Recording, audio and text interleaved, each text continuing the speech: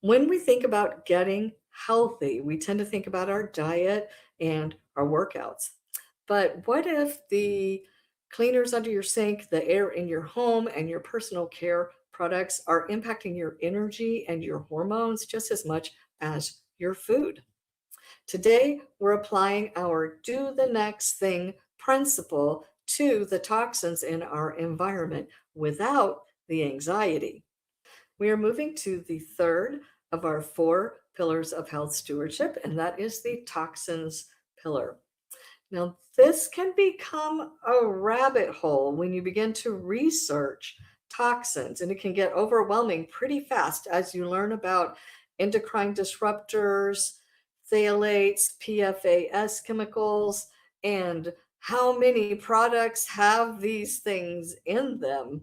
It can make you want to do a massive purge and throw everything out. But let's face the truth with grace. If you are trying to live a perfect zero toxins lifestyle, and yet that is sending your cortisol through the roof, ruining your sleep, causing you to have anxiety every time you clean your house or do the laundry, that is also harmful to your health. So we can't really have a 100% perfection as our goal, but we can have faithful stewardship, one choice at a time.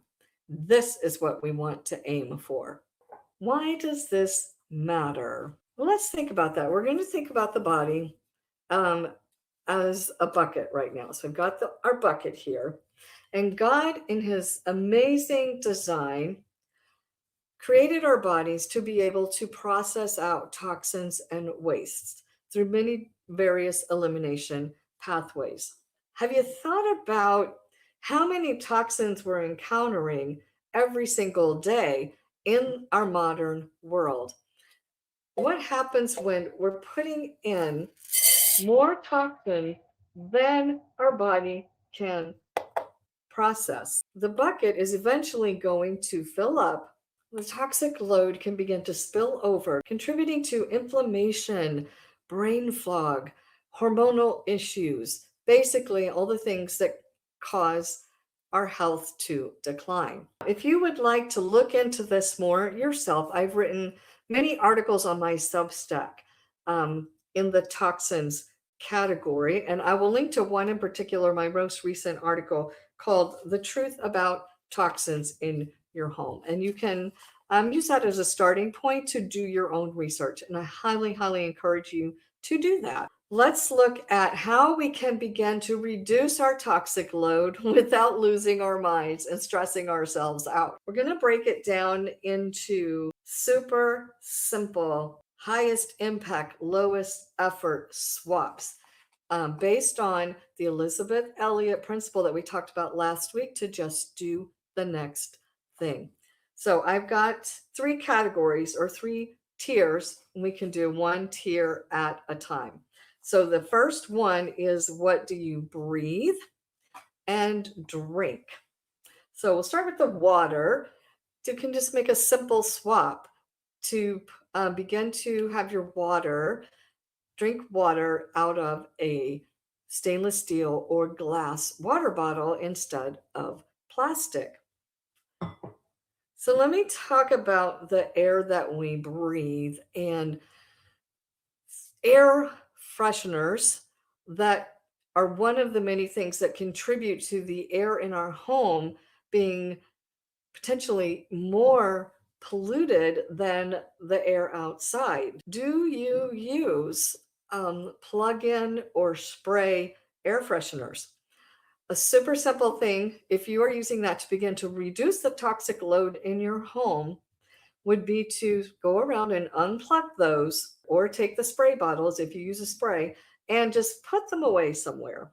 And then begin to just open your windows for 15 minutes a day and let that air begin to circulate in your home. So that's tier one. Tier two would be what touches your skin. The skin is your largest organ, and the things that we put on our skin do get absorbed into the body. We want to kind of consider what is in the products that we are using are skincare, body care kinds of products. Again, we're not going to just go and do a total purge and throw everything out in our bathroom, but just take one product at a time. As it gets low, you can begin to check out, okay, so what is in this? This is a hairspray I've been using and it's pretty much gone. So what I can do is I can check the ingredients on this and then decide, okay, there's a lot of ingredients here I'm not sure about. Maybe I can look them up and just see, okay, is there something else I can use? Do I need to make a swap? So you're going to make one swap at a time as things get low and you're ready to replace them. Tier 3 would be what you clean with, and basically going to do the same thing, right? Look under your sink as things start to get low, like this dish soap is getting a little bit low. So you can check the ingredients and then decide whether you want to make a swap and replace one product at a time. So tier 1 is what you breathe and drink. Tier 2 is what touches your skin. And tier 3 is the products that you're using to clean your home. So basically, just as these things get low and begin to run out, consider whether or not to swap them out and do it one product at a time. As far as deciding whether or not you need to swap them out and what to choose if you do, I'm going to tell you about an app that is super helpful. I've tried several different apps. This is called the Bobby Approved app. You just open the app and then you have a product and you scan the barcode on that product. And the Bobby Approved app is going to give that product a grade based on the ingredients that is in it. This is so helpful because I have stood in the store reading ingredients for 20 minutes trying to make a choice. Okay.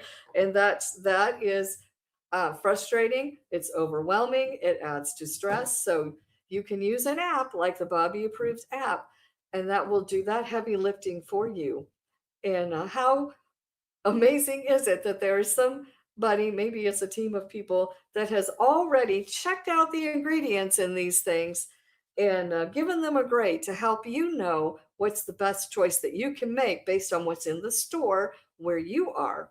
We're not going to do a massive purge. We're going to wait for things to run out, check them out, decide, is this product okay? Should I keep using this? And then you can use the app on your phone, the Bobby Approved app, to help you make a better choice, one product at a time. These small choices can lead to lasting health and peace of mind. So we've covered anchoring the mind, calming the nervous system, and now taking steps to steward our home environments and reduce the toxic load in our homes and on our bodies. So we have one pillar left, the nutrition pillar. And this is my favorite one. So we're going to look next week at how to fuel our bodies faithfully without diet culture or legalism. So I will see you in the next video.